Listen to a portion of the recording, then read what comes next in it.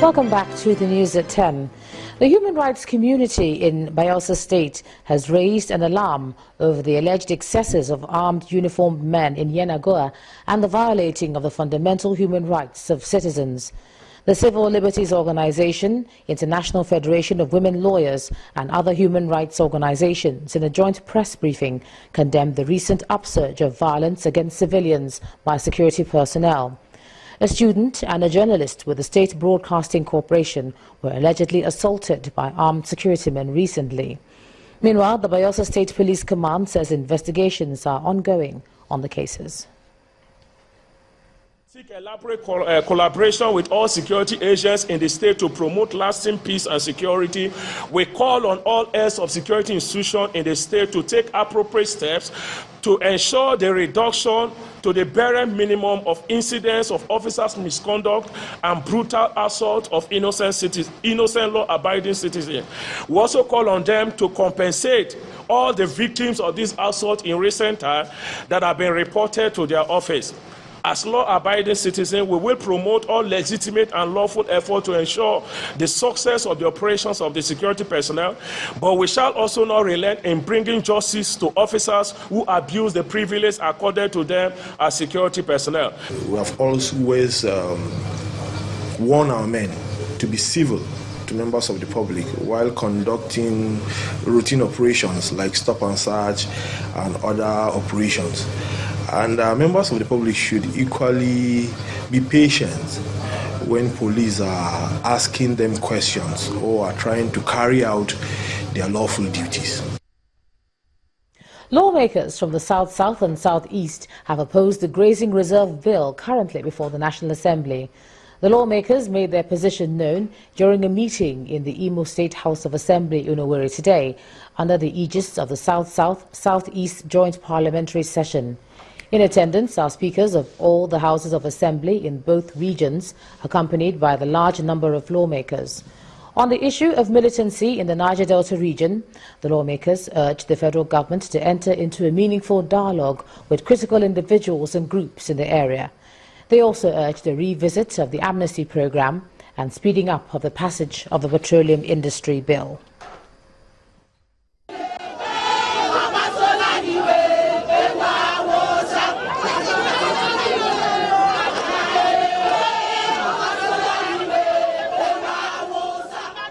And the relocation of the Ekugu market in Imo State is being resisted by traders.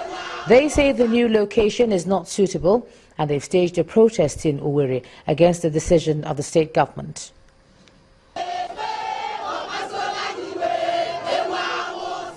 Why I'm here today is to represent the women, and they are here with me. None of them is happy. Since 6 o'clock we are out from our houses. Because we are asking the governor, we are begging him, please, for him to leave our market, for us. Let it be as it is. We don't need remodeling. We don't need rebuilding. We don't need reforming. Let it be as it is for us. We are a government that believes in what the people want and what the people want to say. That informed the reason why we didn't want to make your protest a secret one. And I know from what you said here, our duty is to relate it back to the governor and find a way to harmonize whatever opinion, whatever message you brought to the government of Imo State. As peace gradually returns to the troubled communities in the country's northeast region, some prevailing challenges that still persist, including resettling displaced persons and providing social amenities, are on. And that's according to the governor of Yobe State, Ibrahim Gaidam. The governor was speaking when he received the regional director, West and Central Africa for the World Food Programme, who visited the State House in Damaturu. The biggest challenges before us and our collaborative partners and versus other stakeholders, therefore, is that of resettlement, reconstruction, and rehabilitation of the affected areas and assistance to people whose property and assets were either destroyed or vandalized. In this respect, I would like to commend the efforts of the World Food Programme in giving help to the internally displaced persons in the state.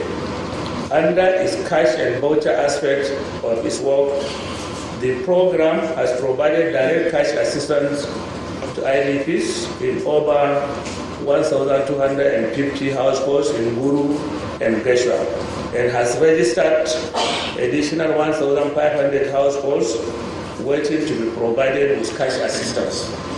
The idea is to really address the humanitarian situation by providing either cash for people who can get the cash and have access to what they need, and for those who need food, we will also provide food, particularly for children, to address malnutrition. To do that, we will need to establish our structure here and working very closely with you. This is an issue that you have to address. We are here to help. So we will work under your leadership and try in the next coming weeks and months to really address the situation. So coordination will be a key role. A lot of resources will be. Let's take a look at some business news now. Here's Anne Waudu.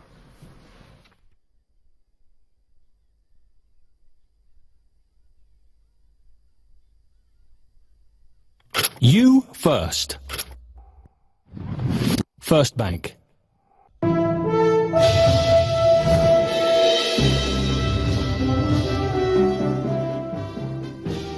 Welcome to Business News. Nigeria's interbank foreign exchange market felt the impact of the central bank's flotation of the naira today, as price formation became even more credible in the new flexible currencies market. The local unit traded up to 295.50 against the greenback. Currency traders say the market is now well positioned for more forex inflows. Last month, the FMDQ OTC Securities Exchange reported a daily over-the-counter market turnover of $483 million, which is $100 million higher than the January to March monthly average. The Revenue Mobilization Allocation and Fiscal Commission is advocating an increase in value-added tax from the current 5% to between 7.5% and 10%. But the Commission says the increase will help the government improve the country's revenue base. According to the chairman of the Commission, Mr. Shatima Ghana, Nigeria's current VAT rate is one of the lowest in the world. In the meantime, the Minister of Finance, Mrs. Kemi Adeosun, says the federal government has identified over 1,000 revenue lines, apart from oil, from which adequate revenue could be generated to fund its activities. Nigeria's stock market closed the week today on a bullish note on support from mild price appreciation from some industrial bellwethers. Let's now join Harriet Agbeni for today's closing figures.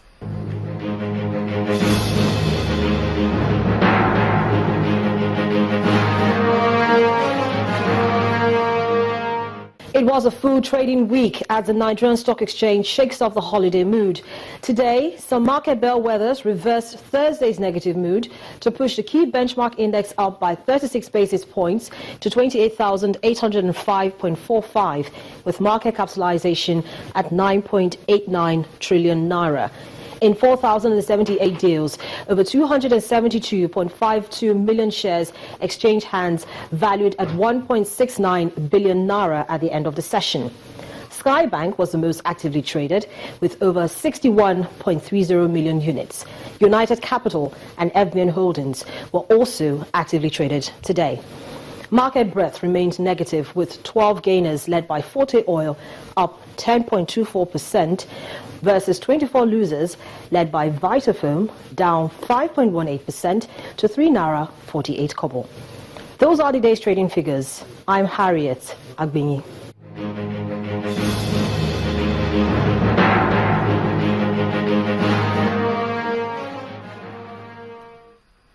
ExxonMobil subsidiary, Mobil Producing Nigeria, has declared a force majeure on exports of Nigeria's Kwa Ibo crude oil, and that's the country's largest export stream. The declaration comes after the company observed a system anomaly during a routine check of its loading facility on July the 14th.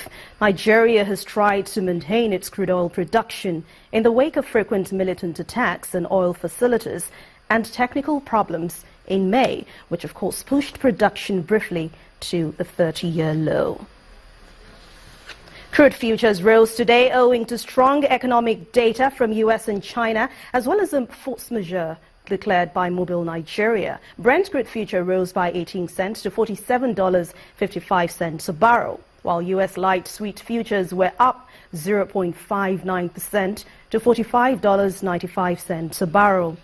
Crude futures from a 12-year low of $27 for Brent and $26 for West Texas Intermediate were in the first quarter. But the market has been unable to make a solid advance above $50 since the month of May on concerns that demand will remain short. And it's still mixed closing for major markets around the world today as investors digest latest economic data from US and China. Let's now see how stocks finished this week.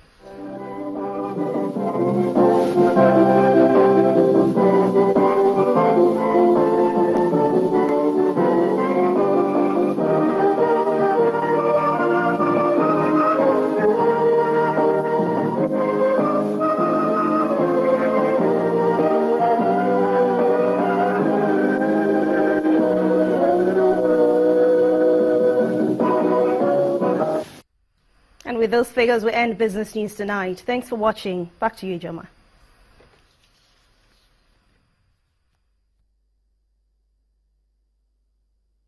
You first.